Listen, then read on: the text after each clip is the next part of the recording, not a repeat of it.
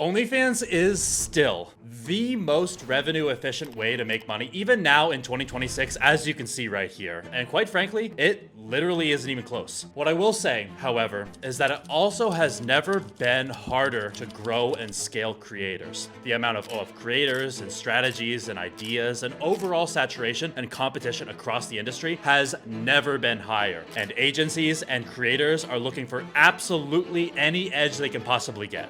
That's why now it's almost absolutely a requirement to use AI as much as you possibly can, especially from a content perspective. And in this video, I'm gonna give you my full perspective on the landscape of OnlyFans and how AI can be used to give yourself an edge in an extremely challenging landscape of what OFM has become, and how you can introduce cutting-edge AI strategies and technology into your OnlyFans agency or solo operation for yourself. I'll be honest, I've been caught in 4K here on YouTube less than a year ago denying the notion that AI was going to 100% take over this industry. But here I am today to tell you that I was completely wrong, and this is indeed the direction that this industry is going. And if you don't adapt, you're going to be left in the dust, and all your time and effort on growing your agency or your brand is going to go to waste. But how do you adapt? In order to answer this question, you have to first ask yourself, what is the biggest challenge or bottleneck in this industry? When it comes to really any business, speed is the absolute number one most important element to success. But what prevents you from being the fastest at posting trending or viral content? It usually comes back to the speed in which you ideate, create, and post the content,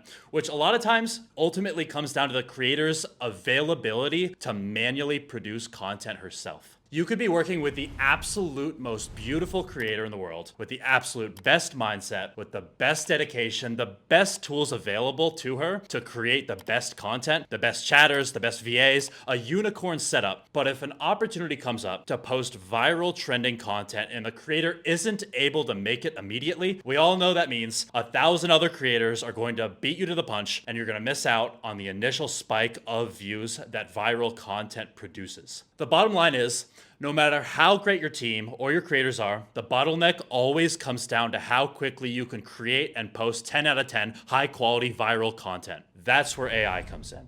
If you can remove this variable of the creator's speed to production and almost immediately create trending piece of content with minimal production time, while at the same time looking like 100% real content, you can really start to cook and reap the results. Let's break this down though. If you're genuinely considering using AI content within your operation, which you should be, there are two different types of strategies that are extremely popular right now. Option A, which is using a hybrid setup with a real creator and real reference images and content, and then using AI to supplement her success with additional content and strategies around speed to production that I had mentioned before, and to also multiply and amplify the output with that creator, which I'll actually talk about a little bit later in this video. And then there's option B, which is using a 100% AI creator only for front-end marketing material, and then either funneling to an AI-friendly platform like FanView, for example, where you can also make and sell 100% explicit AI content, or funneling to a real OnlyFans creators account who perhaps is okay with you selling their content as a result of your 100% AI traffic efforts. Just don't use AI content on OnlyFans itself, because you will get banned for that. This is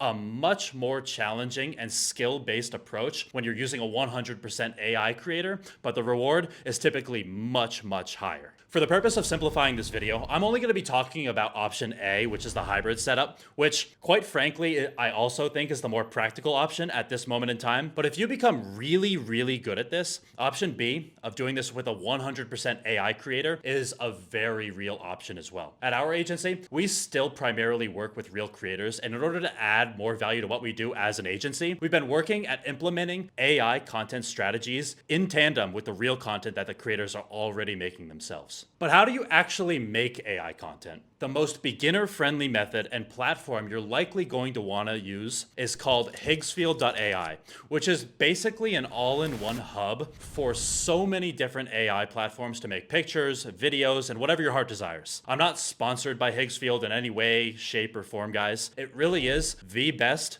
noob-friendly tool to start getting acquainted with making AI content. Within Higgsfield, the most commonly used tools as of this moment in time are Nano Banana Pro for images, and then Kling 3.0 or Kling Motion Control for videos, although there are a ton of additional options as well. Kling 3.0 is prompt-based, where you take base images and create videos using your own written input into prompts. And then Kling Motion Control is more copycat focused, where you grab a reel, like maybe a viral trending reel off of social media, and then use a photo of your creator and then bring it to life based on whatever video it is that you submit and tell it to replicate. I'm not gonna really get into the depth in the actual process of using each individual tool in this video because it would literally take hours to go through every single possibility. But generally speaking, the more creative you are at using multiple tools in tandem with each other, the better. Like making AI images to base the AI videos off of, and then making AI based on other AI. You can get really creative and get in some crazy rabbit holes, but it all ends up working pretty well if you do use this creativity and these different systems. And one really important thing to remember as well is that if you plan on posting content to Instagram, is that you should always change the metadata. Otherwise, your content will get labeled as AI on IG, and likely a lot of other platforms are probably gonna start doing this as well, which ultimately destroys the whole purpose of doing this in the first place. I added a very easy to use tool to change the metadata, linked in the description of this video. So if you wanna check that out and use that before any AI content that you make, go ahead and use it. But guys,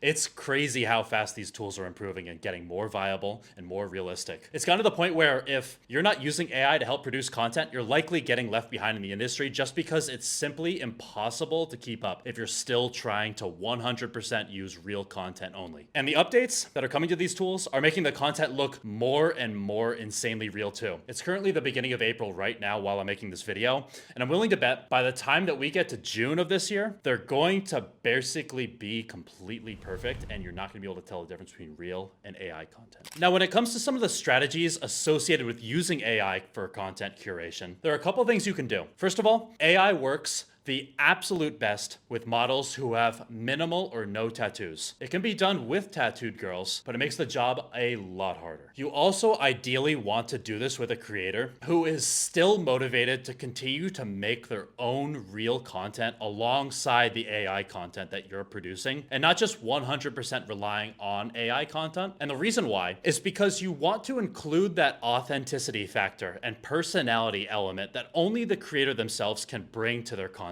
For example, personality-based skit content, lifestyle content, and so on. Our goal at our agency is to run roughly a 70-30 ratio of AI content to real content, where 70% of the content that gets used on social media is AI content, and the other 30% is real content. And keep in mind, guys, a lot of this AI content that gets used on Instagram, for example, ends up as trial reels, so it doesn't flood the account's feed. And while we're on the topic of Instagram, let me actually give you an example of what it looks like running this strategy on Instagram. Today, for example, let's say you're running Instagram and relying on 100% real content, which is fine, but just remember what a strain that puts on you, the creator you work with, and what an overall bottleneck this can become, especially when it comes to producing new viral trending content very quickly. Maybe you're posting 1 to 2 reels per day, and maybe every other day you're gonna be posting a carousel post, and then some lifestyle content mixed in all the time. Now add AI content production into the mix, where you can multiply your content output without asking your creator to slave over more and more content every day to keep up. Let's say you make 4 reels per day using AI. If you pair that up with the 2 reels per day that your creator is already making, then you're already 3xing the production. And honestly, if perhaps all the AI reels you make aren't perfect, just post them as trial reels. You're going to still get views one way or the other.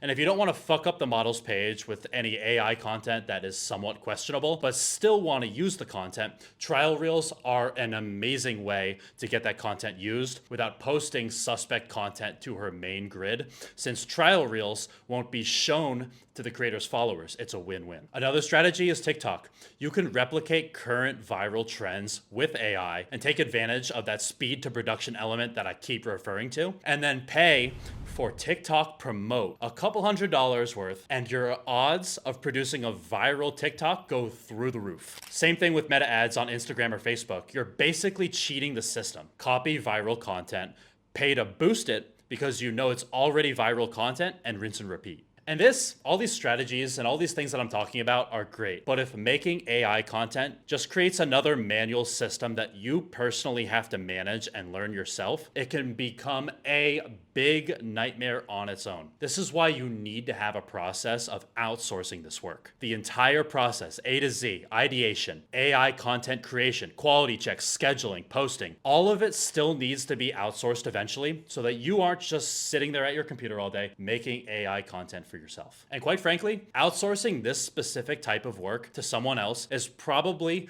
one of the hardest things to outsource. The level of patience, knowledge, and creativity, whoever it is that you're outsourcing this work to needs to have day in and day out to make AI content every single day, even with these amazing tools at your fingertips. It's not easy, but it is possible. Trust me.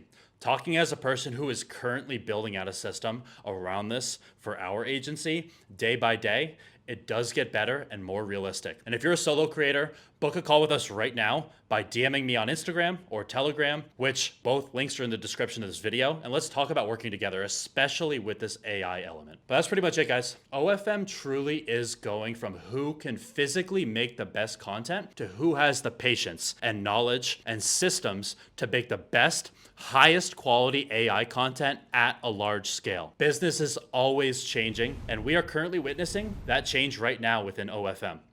Appreciate you guys watching. Make sure you like, share, and subscribe. I'm out, y'all.